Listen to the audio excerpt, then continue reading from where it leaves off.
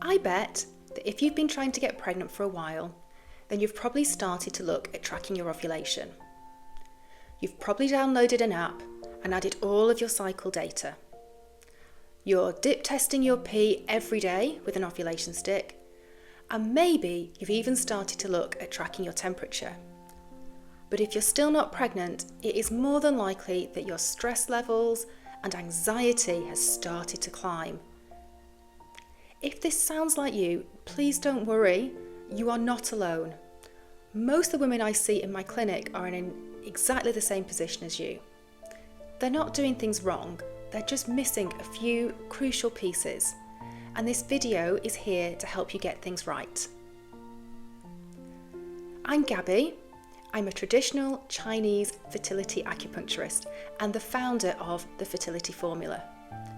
I work every day with women who feel frustrated, anxious and confused about their cycles, especially ovulation. So today I want to talk you through the most common ovulation tracking mistakes I see and give you a few pointers from a traditional Chinese medicine point of view so you can finally understand what your body is telling you and get pregnant faster. So mistake number 1, relying on an app to tell you when you're ovulating without understanding your body. So apps predict ovulation based on maths and an average. They work off the data that you give them. They don't know your hormones, your ovulation, or your cycle shifts. From a TCM point of view, ovulation is not a fixed date. It's a dynamic process. Things can affect it like stress, illness, travel, flying, emotional load. They all affect the timing of it.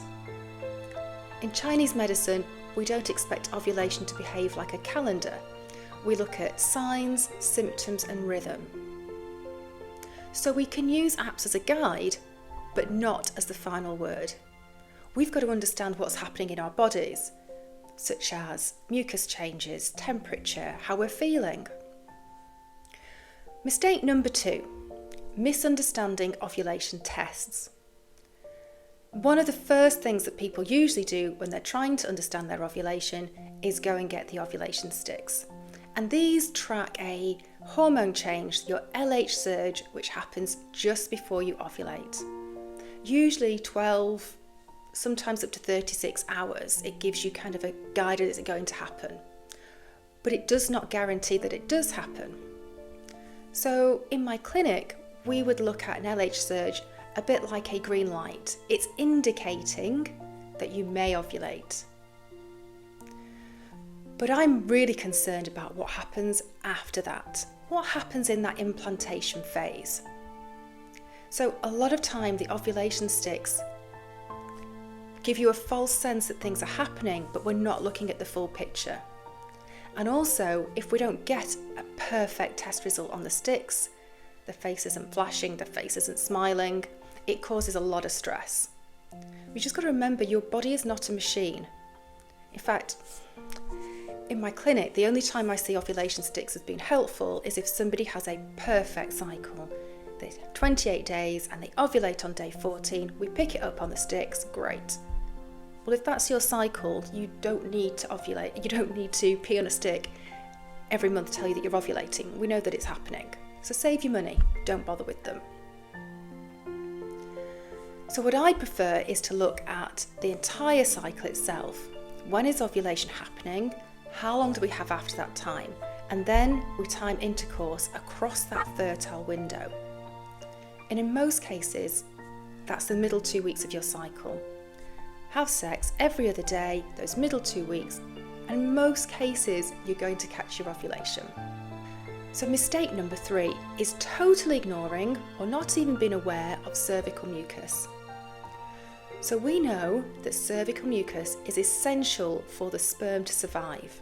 It actually allows the sperm to travel through your body better so it can get to the egg. So if you're not even aware of it or looking for it, you can miss when your ovulation is happening, or if you just don't have any cervical mucus and we're not paying attention to that, it's probably more tricky for you to get pregnant. Now, interestingly, at the moment it's winter. A lot of people I see have got colds, they have sinus problems, and they're taking medication to clear out all their nasal gunk. So just be aware that those mucus clearing tablets don't just clear the mucus in your nose, they clear it down there as well. So you're actually affecting your fertility a little bit by taking them. You're not getting an idea of when you're ovulating, and you're making it more difficult for the sperm to get through to the egg. So I would advise people to make sure they are hydrated and consuming lots of blood making products such as warm food, chicken bone broth, beetroot juice, because this mucus is the biggest clue that your body is going to give you that you're ovulating, and most of us have never been taught to look for it. If you'd like more information on this, I have an actual free download learning about your fertile signs, which you can download by one of the links in my bio there. The mistake number 4 is not confirming that your ovulation has actually happened. The ovulation sticks will tell you that your LH surge has risen and that you are likely to ovulate in the next couple of days. But unless we're tracking what happens after that point, a lot of people will have sex on the run up to LH surge, maybe a day after, and then you think, oh great, okay, we've got a couple of weeks break now, we've caught it in time. But unless you're tracking your ovulation after that point, through temperature charting usually, you can't actually be sure that it's happened. So I love temperature charting for this reason, because you get to see the entire month of what's happening with your hormones. If you need more guidance on actually how to do that, guess what? There is a free download, because it's a pretty big topic and it can be a little bit complicated. So I've put it in a free PDF for you so you can download, read through it and start tracking your temperature properly and pinpoint your ovulation. But we need to see what's happening in that full cycle. A lot of the times in my clinic, I will treat women who believe that the app is telling them when they're ovulating. They will pee on a stick and it kind of tallies in, and then we forget about what happens next. We just wait, sometimes rather stressfully, for a period to arrive or not. And it's that second bit that I'm interested in. So please, if you don't know what happens after your ovulation, or you don't have it confirmed, please go and get my download, which will teach you how to look at that properly. Because I would say maybe 50% of the cases I see in my clinic, it's that second phase that we have a problem with. So mistake number 5 is treating ovulation as the only goal. It's what everybody seems to focus on. And ovulation, of course, is super important, but a successful pregnancy depends on what happens afterwards.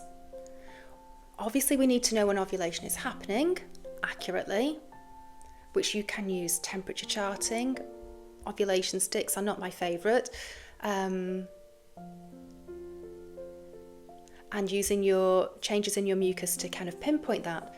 But we have to look at what happens after ovulation. That second phase, what I would call the yang phase, or the luteal phase in Western medicine, that bit's really important. First of all, to make sure that length of time is long enough, which ideally 14 days, but as a bare minimum 11.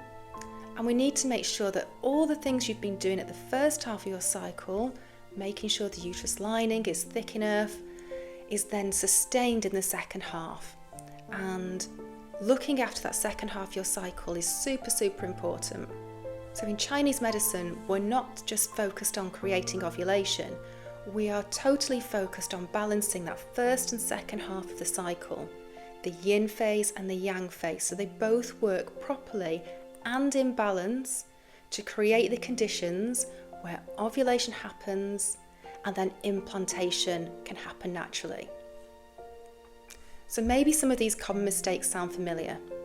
Don't worry, sometimes all we need to do is look at the cycle in detail, understand what happens at the beginning, pinpoint ovulation accurately, and then put things in place to make sure that the second half of your cycle is as optimum as possible.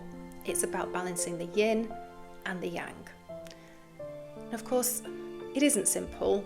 Creating a human life is complicated, and far too detailed to go into on one little video. So if you want things in a bit more detail and to stop all that guesswork, there are a couple of things I've made for you.